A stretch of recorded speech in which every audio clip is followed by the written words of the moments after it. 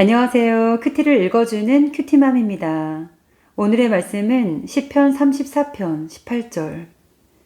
여호와는 마음이 상한 자를 가까이 하시고 충심으로 통회하는 자를 구원하시는도다. 아멘. 모래 위에 발자국이라는 유명한 글이 있습니다. 한 사람이 인생의 길을 마치고 주님과 함께 지난 날을 돌아보았습니다. 모래 위에는 두 사람의 발자국이 나란히 찍혀 있었습니다. 하나는 그의 것이었고 다른 하나는 주님의 것이었습니다. 그런데 그가 자세히 보니 인생에서 가장 힘들고 고통스러웠던 순간에는 발자국이 오직 한 쌍밖에 없었습니다. 그는 서운한 마음에 주님께 물었습니다. 주님, 제가 가장 힘들 때 왜 저를 혼자 두셨나요? 그때는 왜 한 사람의 발자국 뿐입니까? 그러자 주님께서 따뜻하게 대답하셨습니다. 나의 귀하고 소중한 아들아, 나는 너를 결코 떠난 적이 없단다. 발자국이 한 쌍뿐인 그 시점은 네가 너무 힘들어서 지쳐있을 때 내가 너를 업고 걸었던 구간이란다. 우리는 때로 고난의 한복판에서 하나님이 계시지 않는 것 같은 영적 고립감을 느낍니다. 하지만 하나님은 우리가 가장 연약할 때 가장 가까이 계시며 우리가 스스로 걸을 수 없을 때 우리를 품에 안고 그 골짜기를 지나가십니다. 하나님의 임재는 우리의 느낌에 좌우되지 않습니다. 우리가 승리할 때나 실패할 때나 기쁠 때나 슬플 때나 하나님의 함께하심은 변함없는 약속입니다. 우리의 상황이 변한다고 해서 하나님의 사랑이 변하는 것이 아닙니다. 오히려 우리가 처한 상황이 어두울수록 하나님의 임재의 빛은 더욱 선명하게 우리를 향하고 있습니다. 가장 힘들고 어려운 순간에는 더욱 우리를 깊이 안아주시는 주님을 믿고 살아가는 삶에 대해 생각해 보겠습니다. 인생을 살다 보면 예기치 못한 폭풍을 만날 때가 있습니다. 여러 가지 어려움 속에서 우리는 하나님은 지금 어디 계시는가 라는 질문을 던지게 됩니다. 그런데 성경은 하나님이 높은 보좌에만 계시는 분이 아니라 우리 삶의 현장 한복판에 함께 계시는 분임을 반복해서 말씀하고 있습니다.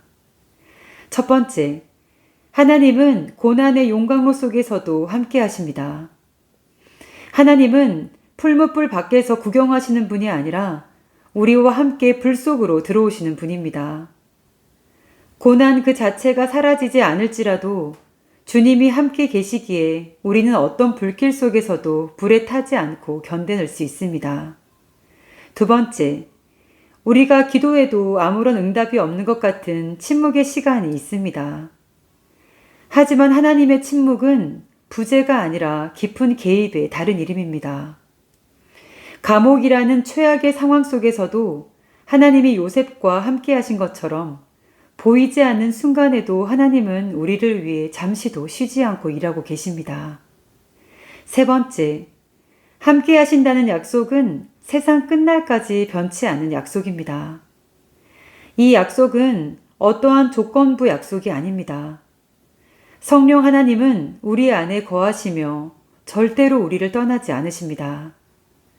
우리가 어디에 있든 어떤 형편에 있든 하나님께서는 우리를 눈동자처럼 지키시며 동행하십니다. 결론입니다.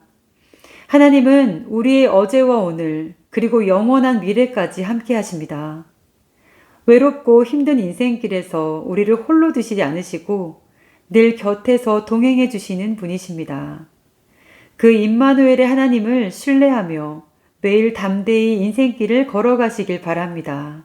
기도하겠습니다. 주님, 언제나 주님이 함께 계심을 믿고 강하고 담대하게 하옵소서. 주님을 신뢰하며 날마다 주님과 동행하게 하옵소서. 예수님의 이름으로 기도합니다. 아멘. 마음이 상한 자를 고치시는 주님, 하늘의 아버지 날 주관하소서. 주의 길로 인도하사 자유케 하소서. 새 일을 행하사 부흥케 하소서. 그의 줄이고 목이 마르니 성령의 기름 부으소서. 그의 줄이고 목이 마르니 내 잔을 채워 주소서. 성령으로 채우사 주 보게 하소서. 주의 임재 속에 은혜 알게 하소서. 주 뜻대로 살아가리 세상 끝날까지. 나를 빚으시고 새날 열어주소서. 그의 줄이고 목이 마르니 성령의 기름 부으소서. 그의 줄이고 목이 마르니 내 잔을 채워 주소서. 그의 줄이고 목이 마르니 성령의 기름 부으소서. 그의 줄이고 목이 마르니 내 잔을 채워 주소서.